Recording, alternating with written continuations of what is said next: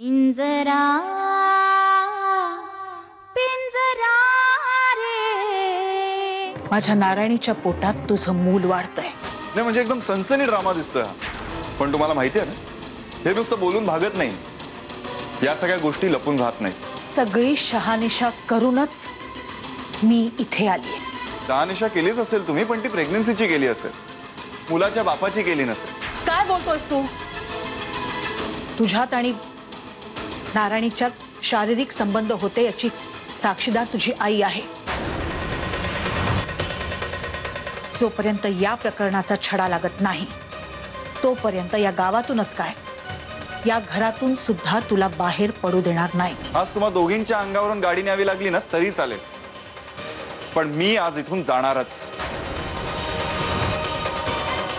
चल आनंद।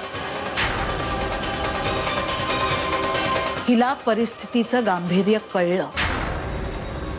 वीर, आता येणाऱ्या परिस्थितीला सामोरं जायला तयार राहा।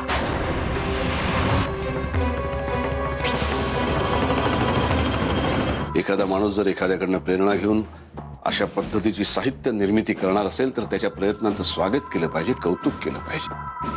तुझे हे प्रयत्न नक्की यशस्वी होतील, मला पूर्ण खात्री आहे।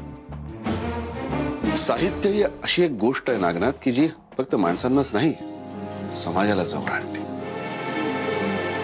समाजातल्या अशा लोकांना प्रेरणादायी ठरलं पाहिजे तुझं लिखाण, ज्यांच्या वाट्याला आलेली नातेसंबंधांची वीण उसवली आहे। वा, काय मस्त बोलतोयस दादा तू। म्हणजे हे जर का कोणी लिहून ठेवलं ना तरी एखादी कादंबरी लिहून होईल त्याची। तुझे माझं फार कौतुक करू नकोस, नाही तर माझ्या हातून आता लिखाण होणार नाही। अरे नाही नाही तू माझ्यावर जी जबाबदारी टाकलेली आहेस त्याला लगेच सुरुवातच करतो मी। हो लगेच सुरुवात करतो। ही तुम्हा दोघांना मिठीत एकत्र म्या पाहिलंय ते खोटं होतं। हे बघ आई, मी तेव्हा बेशुद्ध होतो आणि मिठीत असल्याने काय मुलं होणार आहेत का? अगं 2 मुलांची आई झालीस ना, एवढं साधं शास्त्र कळत नाही तुला?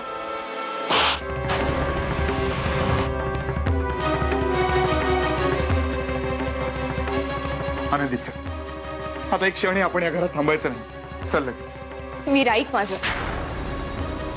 हे बघ, तू आता ही चर्चा सोडून गेलास तर इथं जमलेल्या सगळ्यांना तूच गुन्हेगार वाटशील। माझा फक्त आणि फक्त तुमच्यावर विश्वास आहे। मला खात्री आहे की तुम्ही कधीही असलं काहीच करणार नाही आणि या सगळ्यामध्ये तुम्हाला निर्दोष केल्याशिवाय आपण या गावातून बाहेरही जायचं नाही। अक्का, तुला असं वाटतंय की वीर असा सहजासहजी गप्प बसेल? वीर डीएनए टेस्ट घेईल। बरोबर आहे, डीएनए टेस्ट तो नक्कीच करेल आणि आपण त्याला थांबवू शकणार नाही। तसं नाही अक्का, ते मूल वीरचं असेल तर ठीक आहे, पण वीरचं नसेल तर? नसेल तर काय, आपल्याला त्या टेस्टचे रिपोर्ट आपल्या पद्धतीने सांभाळून घ्यावे लागतील। आणि नारायणी स्पष्टपणे खोटं बोलतात हे एका जबाबदार व्यक्तीकडनं सिद्ध करायचं। ऐक, या डॉक्टरांचा सल्ला खूप महत्वाचा असणार आहे। मग बघ ना, सगळं पितळच उघडं पडेल। आनंदी, या गावातल्या डॉक्टरवरच काय, माझा तर हवा पाण्यावर पण विश्वास नाही। ती अक्का वाहणाऱ्या वाऱ्याची दिशा बदलू शकते, मग डॉक्टर काय चीज आहे? मग तीच ना, या गावातल्या डॉक्टरांना बोलवायचंच नाही। तू एक काम कर ना, तुझ्या ओळखीच्या शहरातल्या कुठल्या तरी डॉक्टरांना बोलव। हो, म्हणजे पुण्यात माझी एक मैत्रीण आहे, ते डॉक्टर आहे, डॉक्टर हिमानी। ती इथे येऊ शकते आणि तिच्या निदानावर माझा नक्की विश्वास असेल। आनंदीला वीर पासून तू काय किंवा मी काय पण कोणीही दूर करू शकत नाही। ती इतकी त्याच्याशी एकरूप आहे, पण वीरचं तसं नाहीये, या क्षणी तरी नाही। म्हणजे त्याच्या मनात आनंदीच आहे, पण या क्षणी त्याच्या मनात सगळ्यात महत्वाची गोष्ट आहे ती म्हणजे हे प्रकरण कसं निस्तरायचं ते। अशा वेळी आपण त्याच्या मनात आनंदीविषयी गैरसमज निर्माण करू शकतो आणि त्याला नारायणीच्या जवळ पण आणू शकतो। कबीर, तू काय बोलतो? मला काय बी समजेना असं झालंय।